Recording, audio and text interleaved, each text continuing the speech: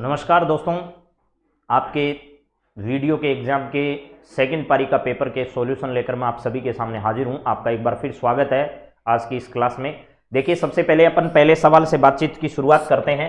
खमसीन, बोरा, लू, हर्मटन, ये विभिन्न विश्व भर के इलाकों में चलने वाली हवाएं हैं, उनका संबंध कहां से वो बताना है। खमसीन, बोरा, लू। लू का देख लो, सबसे पहले है वो आपका उत्तरी भारत के मैदान से है, यानी पहले जो आपका 3 नंबर है, 3 नंबर में कहां पर आपका डी है, वो ऑप्शन आपका सही होगा। 3 नंबर में डी एक ही जगह है, तो आपका 3 नंबर जो है वो सही हो जाएगा। यानी पहले में बी है, दूसरे में सी है और तीसरे में डी है और चौथे में क्या है, ए है। चौथे में ए का मतलब हर्मटन का संबंध जो है वो पश्चिमी अफ्रीका जो है, उत्तर, दक्षिण, पूर्व और पश्चिमी, इधर वाला जो इलाका है अफ्रीका का, उसमें चलने वाली है। इसके बाद खमसीन का संबंध आपका कहां से है, तो मिस्र से है। और यहां लू का संबंध उत्तरी भारत के मैदान से है। और एक बच गया बोरा। बोरा एड्रियाटिक सागर जो इटली वाला है, वहां पर चलने वाली ये हवाओं के नाम है। इसके बाद किस मुगल सम्राट के शासनकाल में मयूर सिंहासन का निर्माण किया गया था। मुगल शासक जिसके शासनकाल में मयूर सिंहासन का निर्माण किया गया, उसका नाम शाहजहां था। इसके बाद चलिए अगला सवाल देखिएगा क्या है आपके सामने। यहां है अधोलिखित में से कौन सा स्थान विद्रोही नेता युगम सही सुमेलित नहीं है। रोहिलखंड जो है वहां पर क्रांति का नेतृत्व करने वाले या विद्रोही नेता खान बहादुर खान थे। इलाहाबाद से लियाकत अली थे। झांसी से लक्ष्मीबाई थी। और कानपुर वो बेगम हजरत महल से संबंधित नहीं है। आपको पता है नाना साहेब जो है वो कानपुर से संबंधित है, तो इसमें असुमेलित जो है वो आपका डी है। फिर है बम रसिया कौन से क्षेत्र का लोक नृत्य है, तो अलवर और भरतपुर जो क्षेत्र है यहां पर क्या बोला जाता है, क्या खेला जाता है, लोक नृत्य कौन सा है, जहां अलवर और भरतपुर में बम रसिया जो है वो प्रमुखता से किया जाता है। राव जेठ शिरोसंध किसके द्वारा रचा गया, तो बिठू सुजा के द्वारा इसकी क्या की गई है, रचना की गई है। निम्नलिखित में से कौन सा कृषि जलवायु खंड क्षेत्रफल के अनुसार राजस्थान में सबसे बड़ा है, तो उसका नाम है फर्स्ट सी। ये जो आपका जलवायु खंड जो है, इसमें जलवायु खंड क्षेत्रफल के अनुसार ये सबसे बड़ा है। विश्व प्रसिद्ध ओल्ड फेथफुल गीजर कहां अवस्थित है, ये आपका न्यूजीलैंड में, आइसलैंड में, संयुक्त राज्य अमेरिका में और जापान में। तो इसका संबंध सीधा सीधा है। ओल्ड फेथफुल गीजर जो गर्म हवाओं के धुआंरे आप लोग जिनको कह सकते हो, ये सब कहां पर हैं, संयुक्त राज्य अमेरिका से संबंधित है। टोक्यो पैरालंपिक 2021 में हर पारी में सवाल आएगा। कल भी दोनों पारी है, यहां से सवाल आने की पूरी संभावना रहेगी। फिर भी अवनी लेखरा का संबंध शूटिंग से, 2 मेडल इन्होंने इस प्रतियोगिता में हासिल किए। और अभी राजस्थान ने बेटी बचाओ बेटी पढ़ाओ जो अभियान है उसकी ब्रांड एम्बेसडर बनाया है, तो ये सवाल भी पूछने की संभावना है। निम्नलिखित में से कौन सा वन्य जीव अभ्यारण्य जिले का सही सुमेलित नहीं है। बस्सी चित्तौड़गढ़, बंद बारेठा अलवर, टोडगर रावली, पाली अजमेर राजसमंद, फुलवारी की नाल उदयपुर। तो इसका सही जवाब जो है, यानी कौन सा सुमेलित नहीं है, तो बंद बारेठा अलवर से संबंधित नहीं है। चलिए इसके बाद अगले सवाल पर बढ़ते हैं अपन। यहां पर अगला सवाल आपके सामने 10 नंबर ये रहा। निम्न में सूची 1 का सूची 2 से मिलान कीजिए। नीचे दिए गए कूट का उपयोग करते हुए सही उत्तर का चयन कीजिए। तालाब ए शाही, झील का नाम है, बांध का नाम है, गेब सागर है, कडाना है, हेमावास है। गेब सागर एक भी पता है कि ये भाई आपका कहां है, डूंगरपुर में है, कालीबाई से संबंधित है, यहां उनकी जो प्रतिमा है वो लगाई गई है। तो गेब सागर का संबंध जो है वो 4 नंबर से, यानी 2 में 4 कहां पर है वो देख लो, 1 में ही है, 2 में 4 जो है वो आपका सही हो जाएगा, बी ऑप्शन जो है वो। चलिए इसके बाद है निम्न में से कौन सा नस्ल पशुधन की सही सुमेलित नहीं है। ऐसा ही सवाल फर्स्ट पारी में आया। बर्बरी बकरी, चनोथर भेड़, लोही भैंस, कांकरेज गौवंश। तो आपको पता है लोही जो है वो भैंस की नस्ल नहीं है। चलिए इसके बाद ऐसा सवाल आ रहा है, यानी पशुधन से एक सवाल कल भी आएगा, आज दोनों पारियों में आया है। कृषक कल्याण कोष का गठन देखिए, 1000 करोड़ रुपए की राशि से मुख्यमंत्री अशोक गहलोत ने कृषक कल्याण कोष का गठन किया। और यह गठन जो है वो बजट 2020-21 का जो था उसमें इसकी घोषणा की गई। और ये जो है वो आपका 16 दिसंबर 2019 को जो है वो कृषक कल्याण कोष का गठन किया गया था राजस्थान में। इसके बाद है स्वस्थ धरा खेत हरा। प्रधानमंत्री जी हमारे सूरतगढ़ आए और उन्होंने वहां आकर मृदा स्वास्थ्य कार्ड योजना की क्या की थी, शुरुआत की थी। डामोर जनजाति अधिकतर कहां पाई जाती है, तो डामोर जनजाति जो है वो आपकी अधिकतर कहां पाई जाती है, तो इसका सही जवाब है डूंगरपुर और बांसवाड़ा जो क्षेत्र है, यहां डामोर जाति जो है वो प्रमुखता से, जनजाति है ये प्रमुखता से पाई जाती है। रतवाई लोक नृत्य किस से संबंधित है? रतवाई लोक नृत्य जो है वो मेवात क्षेत्र में किया जाता है। चलिए इसके बाद अगला सवाल देखिए, यहां पर है आपका ये 16 नंबर सवाल। कौन से लोक देवता को ऊंटों के देवता, तो ऊंटों के देवता आपके पाबूजी हैं। पाबूजी की फड़ ऊंटों को जो रोग होता है उसको ठीक करने के लिए बोली जाती है। नारियों द्वारा शिकार करते हुए चित्रण किस चित्रकला शैली में विशेषतः किया जाता है? कौन सी शैली है ऐसी? जोधपुर शैली, मेवाड़ शैली, कोटा शैली, उनियारा शैली। तो इसका सही जवाब जो है वो कोटा शैली है। कोटा शैली में नारियों द्वारा शिकार करते हुए चित्रण जो है वो चित्रकला शैली में किए गए हैं। अधोलिखित में से कौन सा आभूषण गले में नहीं पहना जाता? तिमणिया, कांठला, आंवला, मांदलिया। तो ये मांदलिया गले में पहना जाता है, तो आंवला जो है वो गले में नहीं पहना जाता है। चलिए नेक्स्ट देखिएगा, इसमें अगला है वर्ष 2020-21 के लिए सिविल सेवा के क्षेत्र में पद्म भूषण पुरस्कार प्रदान किया गया। एक ही व्यक्ति है, नृपेंद्र मिश्र हैं, आपके प्रधानमंत्री जी जो हैं उनके सलाहकार भी रह चुके हैं नृपेंद्र मिश्र, और एकमात्र व्यक्ति है सिविल सेवक जिनको यह पुरस्कार जो है वो इस वर्ष दिया गया। बाकी सारे भी याद कर लेना, ताजा ताजा दिए गए हैं, उनमें से एक सवाल आ गया है। चलिए बाकी देखिए अगला सवाल, सूची 1 का 2 से मिलान करिए। अमरकोश, काव्य मीमांसा, वृत्त कथा, स्वपन वासव दत्ता। स्वपन वासव दत्ता जो भास की है आपको पता, काव्य मीमांसा है, ठीक है। अमरकोश है वो अमर सिंह का है, यानी फर्स्ट में आपका सी है, तो फर्स्ट में सी देख लो, एक ही जगह है, समझ गए? तो आपका पहला उत्तर सही हो जाएगा। इसके बाद है रिंदरोही किसकी रचना है? रिंदरोही किसकी रचना है? तो अर्जुन देवचारण जो है उनकी यह रचना है। राजपूत पेंटिंग शीर्षक से 1916 में किसने पुस्तक जो है वो लिखी थी? तो इसका सही जवाब है आनंद कुमार स्वामी है। इन्होंने पहली बार स्पष्ट रूप से वर्गीकरण जो है वो प्रस्तुत भी किया था, और राजपूत पेंटिंग नाम से इन्होंने कहा था कि ये क्या है, राजपूत पेंटिंग के नाम से जानी जाएगी। तो 1916 में आनंद कुमार स्वामी के नेतृत्व में यह कार्य पहली बार किया गया था। अगला सवाल देखिएगा भैया, पाल किसे कहते हैं? भीलों की बस्ती को, मीणाओं की बस्ती को, शेरियों की बस्ती को, जनजातियों द्वारा की जाने वाली खेती को। तो भीलों की जो बस्ती है उसे पाल कहा जाता है, भीलों की बस्ती को पाल कहते हैं। अगला सवाल बहुत ही अच्छा पूछा है, संस्थान जो 5GI तकनीक को, जो 5 जनरेशन है उसकी तकनीक को विकसित करने वाला समूह है का हिस्सा कौन सा नहीं है? यानी 3 ने मिलकर इस 5GI तकनीक को आविष्कृत किया है, बाकी एक ऐसा नाम है जो इसका हिस्सेदार नहीं है। तो इसमें देखो centre of excellency in wireless technology ये इसका हिस्सा है। IIT मद्रास, IIT हैदराबाद और IIT मुंबई, तो मद्रास और हैदराबाद हिस्सा है, और ये CEWIT हिस्सा है, लेकिन IIT इसका मुंबई हिस्सा नहीं है। अगला है रिंग ऑफ फायर अवस्थित है। रिंग ऑफ फायर में अधिकांशतः ज्वालामुखी, भूकंप ये सारी घटनाएं वहां होती है। तो अटलांटिक महासागर, प्रशांत महासागर, हिंद महासागर और आपका आर्कटिक सागर है। तो इसमें प्रशांत महासागर आपका सही होगा, पूरी रिंग जैसे बनती है, उसमें सबसे ज्यादा भूकंप जैसी घटनाएं होती है। भारत में सर्वाधिक लाख उत्पादक राज्य कौन सा है? ठीक है, लाख उत्पादन सबसे ज्यादा कहां होता है? झारखंड में होता है, भारत में सबसे ज्यादा झारखंड में। माही नदी का किनारा क्या कहलाता है? माही नदी और माही और प्रतापगढ़ के बीच में, यानी आपका बांसवाड़ा और प्रतापगढ़ का जो इलाका है उस गांव के बीच में बचे हुए 56 गांवों का जो समूह है वो 56 का मैदान कहलाता है। लेकिन यहां पूछा है नदी का किनारा क्या कहलाता है? नदी का किनारा कांठल कहलाता है।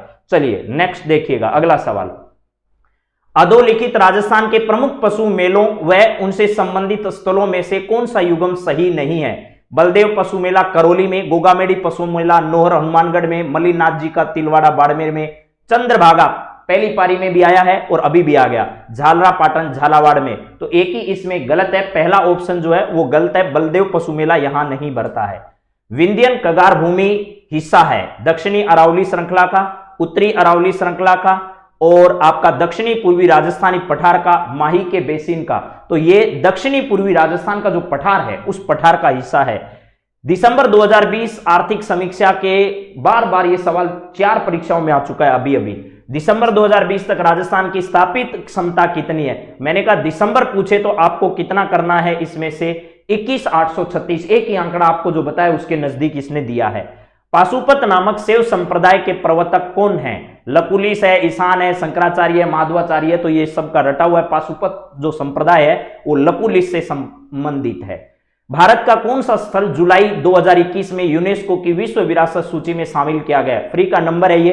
रामपा मंदिर जो है 2 स्थान, धोलावीरा और रामपा मंदिर दोनों स्थान शामिल किए गए हैं, जिसमें ये रामपा मंदिर आपका जो है वो तेलंगाना में पड़ता है, ये ध्यान रखना है।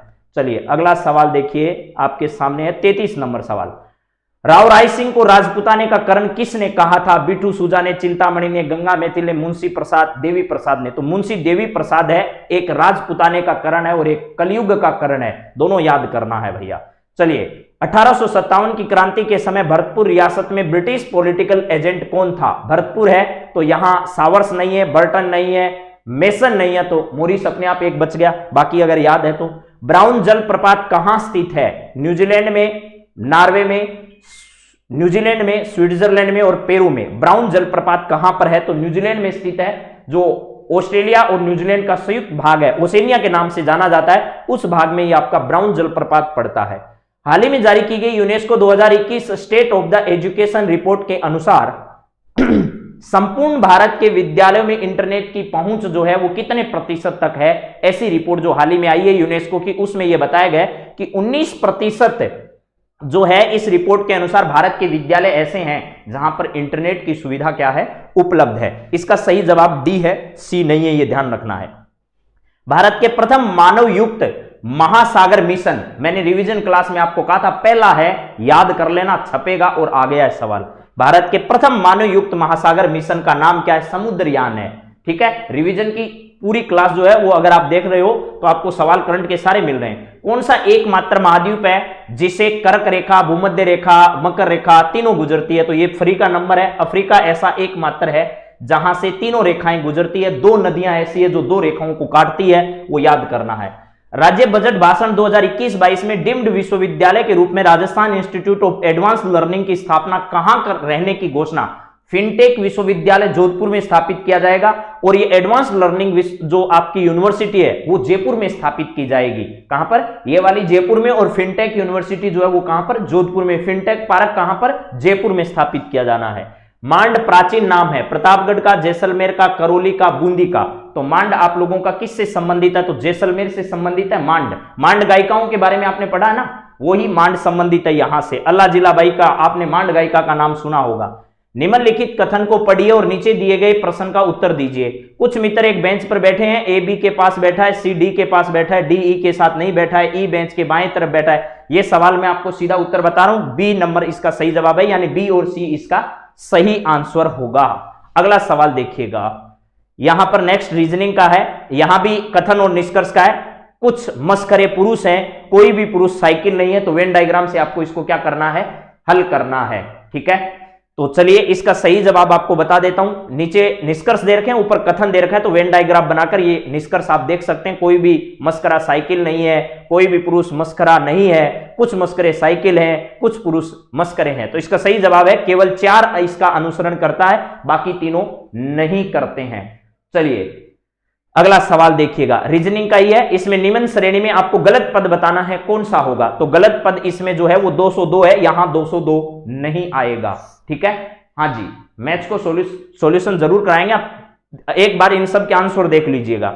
यहां है रीजनिंग का अगला है, निम्न प्रश्न नीचे दी गई सूचना पर आधारित है। ए क्रॉस बी जो है इसका अभिप्राय, ए जो है वो बी की माता है, ए बी का भाई है, ए बी की बहन है, ए बी के पिता हैं। तो ये बताइए के एम से किस प्रकार जो है वो संबंधित है? तो ये भैया के एम की बहन अथवा क्या होगा? भाई होगा। मैं एक बार आपको सीधे सीधे उत्तर बता देता हूं, उसके बाद आपको एक एक करके हल करवा भी देंगे। यहां है दिए गए चित्र में त्रिभुजों की संख्या बतानी है, इसमें गिनकर आपको त्रिभुज बताने हैं, टोटल कितने? तो 16 त्रिभुज इसके अंदर आएंगे। अगला सवाल भी रीजनिंग का ही है, जरा देख लीजिएगा। यहां आपके सामने है कि निम्न में से जो नंबर यहां पर क्वेश्चन मार्क लगा रखा है, उस क्वेश्चन मार्क की जगह क्या आएगा वो बताना है। ठीक है, तो इसका सही जवाब जो है वो आपका 125 आएगा। यहां देख लीजिएगा 27 आ रहा है, 216 आ रहा है, फिर 27 आ रहा है, तो यहां 125 आ जाएगा। इसमें जो मिसिंग नंबर हैं वो किस क्रम में आएंगे वो बताना है। W है, उसके बाद YZ, WWX है, जो मिसिंग नंबर है वो सारे आपको बताना है। तो पहले X आएगा, फिर भी X आएगा, Z आएगा, W आएगा और Y आएगा और क्या आएगा? Z आएगा। ठीक है, चलिए इसी के बाद अगला है, ये ऐसा ही एक सवाल पहली पारी में भी पूछा गया, पासों को रंगीन करने के बारे में, यही दूसरी में पूछा गया। तो इसका सही जवाब जो है वो 98 होगा, यानी 98 इसका सही उत्तर है।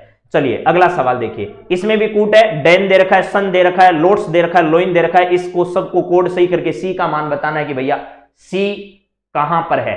ठीक है, तो इसका सही जवाब जो है वो आपका 6 है, 6 इसका सही उत्तर होगा। ऐसा कोड वाले 2 सवाल आ गए भाई एक पारी में आपके, देखो 3 इसका सही उत्तर है। ठीक है, अगला देखो, किसी संख्या में 65% व उसी संख्या के 0.35% का अंतर 22.020 है, तो उस संख्या का 50% कितना होगा? तो इसका सही जवाब होगा 37 इसका सही उत्तर होगा। यह समीकरण वाले सवाल पूछ लिया कि विस्तार में पदों की संख्या। हालांकि पेपर सेटर को ऐसे सवाल जो है वो 10th लेवल के स्टैंडर्ड के पेपर में नहीं पूछना चाहिए, ये सेकंड ग्रेड के लेवल का सवाल है। x - 2y का होल स्क्वायर x + 2y का होल स्क्वायर है। फिर उसके बाद तो देखो इसमें 3 पद आएंगे, इसमें भी 3 पद आएंगे और तीनों को आपस में गुणा करोगे, फिर उसकी पावर है, तो इसके बाद आपको टोटल पद बताने हैं। तो इसमें टोटल कितने? 7 पद आपके यहां आ जाएंगे। अगला देखो, इसके बाद है एक थैले में 1 रुपये 50 पैसे 25 पैसे के सिक्के 2:3:5 के अनुपात में है। यदि इन सिक्कों का कुल मूल्य इतने रुपए है तो थैले में 50 पैसे के सिक्कों की क्या बताओ?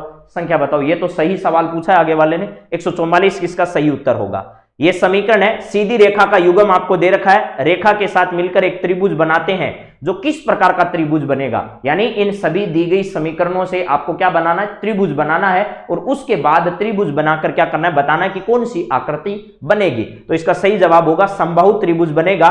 तीनों जो है उनकी लंबाइयां भी समान होगी, समीकरण आपके पास है। ऐसे सवाल इस स्टैंडर्ड पर उसको नहीं पूछने चाहिए थे, लेकिन फिर भी देखो समीकरण 5 + √2x² है, 4 + √5x है, और ये मूलों का हरात्मक माध्य क्या होगा? पहली बात तो वीडियो की तैयारी करने वाले अधिकांश दोस्तों को मेरे हिसाब से हरात्मक माध्य का ही नहीं पता होगा, तो वो बेचारे कहां से बताएंगे कि हरात्मक माध्य कितना होगा? तो इसका सही जवाब जो है वो 4 होगा। चलिए नेक्स्ट देखिए, 2 पासे फेंकने पर दोनों के अंकों का योग 7 या 11, या में ही गड़बड़ है पहली बात तो यहां पर 2 पासे फेंकने पर दोनों के अंकों का योग या तो 7 हो या 11 हो या दोनों ही हो, आने की प्रायिकता कितनी होगी ये बताइए? तो 2/9 इसकी सही प्रायिकता होगी। यही लेवल रहेगा भैया, प्रायिकता के सवाल 2-2, 3-3 पूछ रहा है, समीकरण से 2-2, 3-3 सवाल पूछ रहा है, तो घबराने से अब कुछ नहीं होगा। एक दिन में आप इतना बड़ा टॉपिक तैयार कर भी नहीं सकते। 10 व्यक्तियों को 4 कुर्सियों पर कितने प्रकार से व्यवस्थित किया जा सकता है, बैठाया जा सकता है? 11वीं क्लास का सवाल है और यहां पूछा जा रहा है आपसे। तो इसका सही जवाब है 50-40 जो है 5040 इसका सही उत्तर है। 8 सेंटीमीटर त्रिज्या वाले एक धातु के गोले को पिघलाया जाता है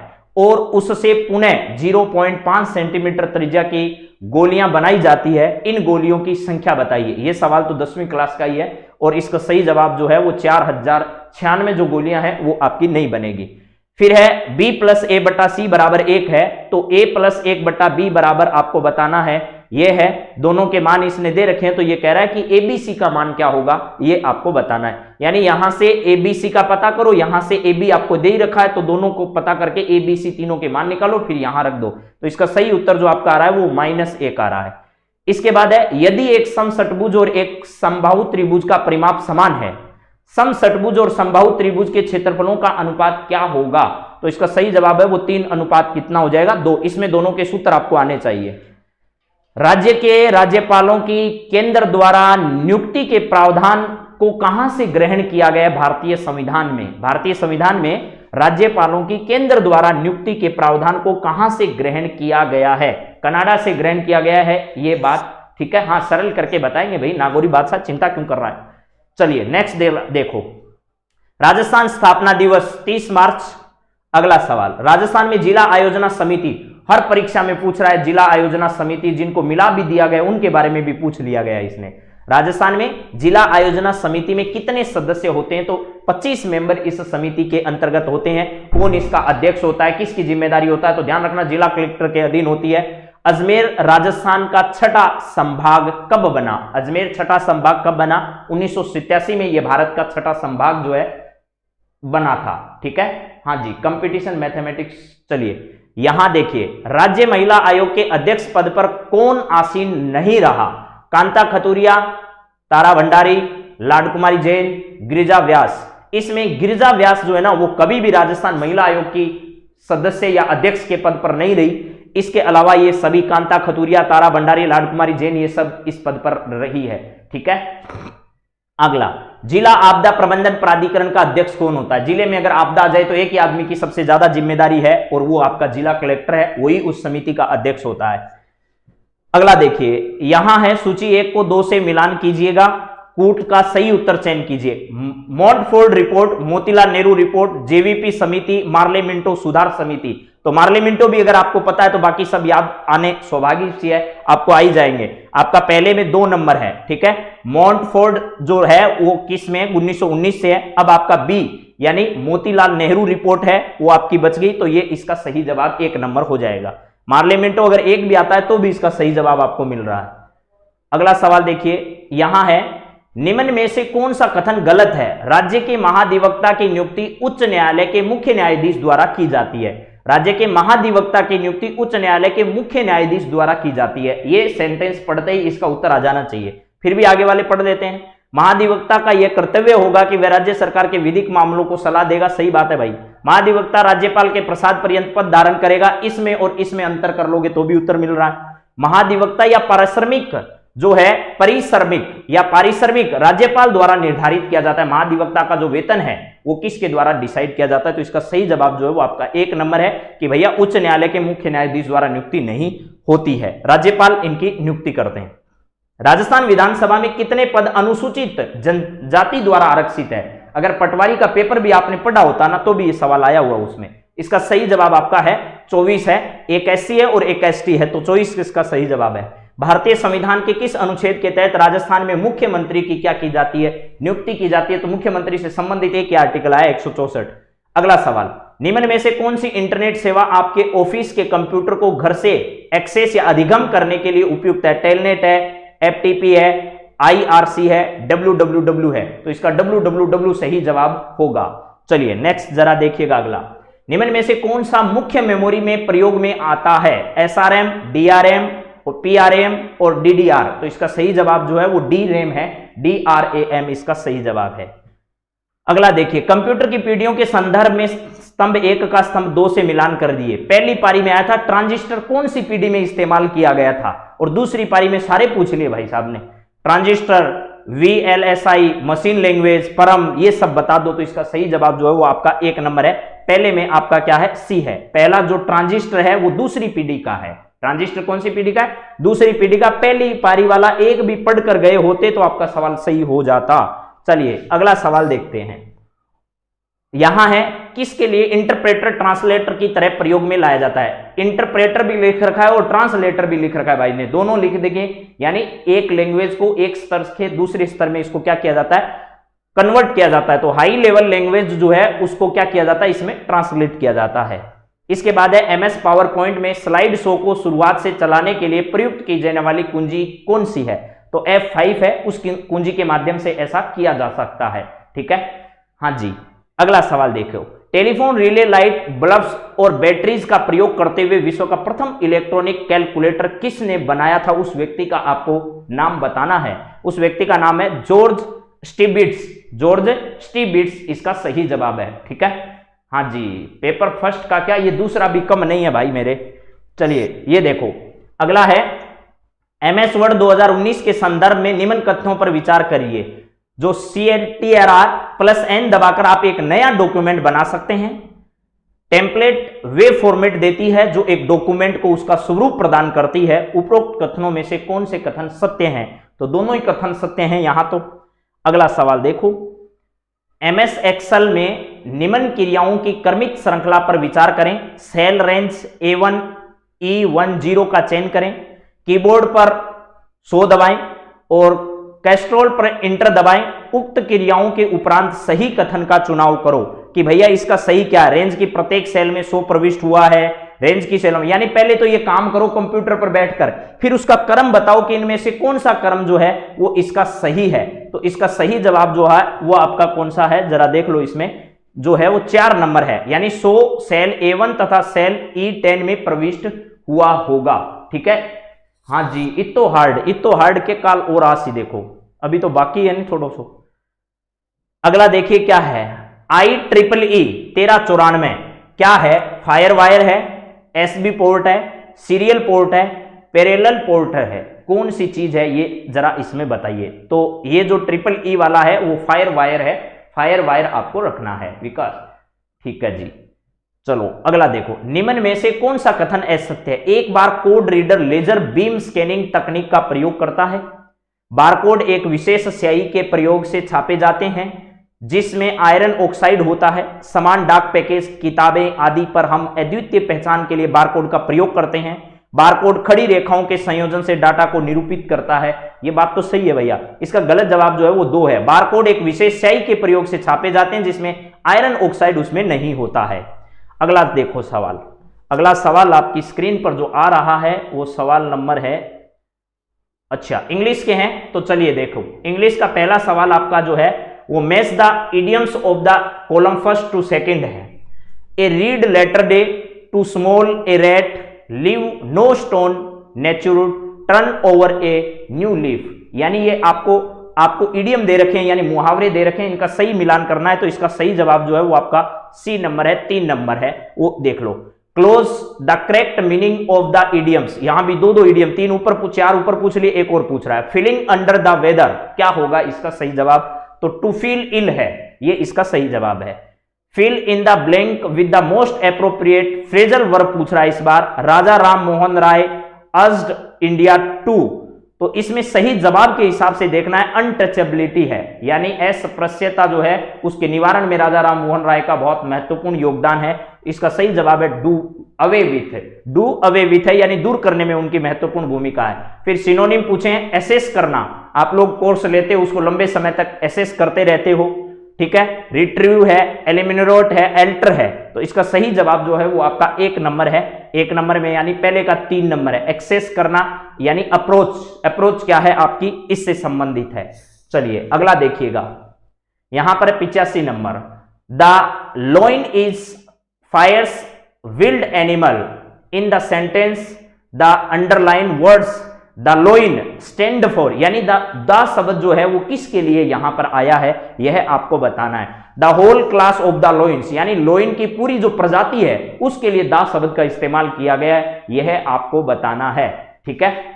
हाँ जी, अब देखिए आगे। Fill in the blanks space in the given sentence selecting appropriate set of words from the following options. Sentence आपको दे रखा है कि contrary to popular, that money is power, I that knowledge is power, तो इसमें कौन सा सही शब्द यहां पर करेक्ट बैठेगा?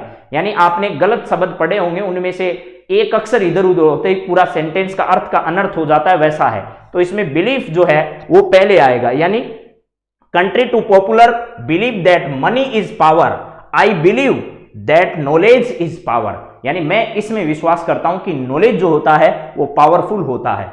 Change the voice of the following, choose the correct, यानी एक पैसिव वॉइस और एक डायरेक्ट इनडायरेक्ट इंग्लिश में पक्का आएगा भैया।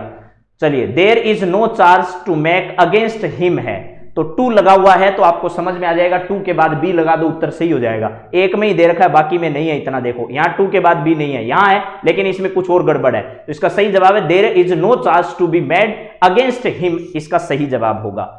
अगला है करेक्ट करना है आपको इसको, ये आपको क्या दे रखा है, इनडायरेक्ट स्पीच में इसको चेंज करना है। Do you know when she will go home, I said to him, I said to है और यहां डू है तो आई आस्क्ड कर दो भैया, सही हो जाएगा। तो आई आस्क्ड तो सब में है, लेकिन उसके बाद दैट आएगा या इफ आएगा, तो इफ का इस्तेमाल करना है। पहले में दैट है छोड़ दो, बाकी दोनों में दूसरा ऑप्शन जो है वो आपका क्या हो जाएगा, इसमें सही हो जाएगा।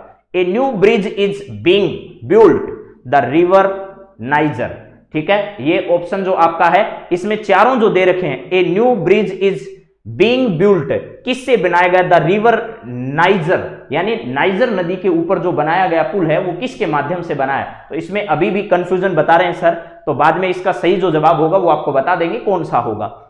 एक कांगरो कैन जंप ए रेबिट, यानी kangaroo can jump A rebate, तो कंगारू जो है वो रेबिट के ऊपर क्या करता है, जंप करता है, तो हायर देन इसका सही जवाब हो जाएगा, क्या होगा, हायर देन सही जवाब इसका होगा। इसके बाद हिंदी के देख लो फटाफट, किस विकल्प में तत्सम शब्द प्रयुक्त हुआ है, वत्स, उलूक, खंगा, मसूल, नाजी, रोमे, आसमान और इलर, इसका सही जवाब 1 नंबर हो जाएगा।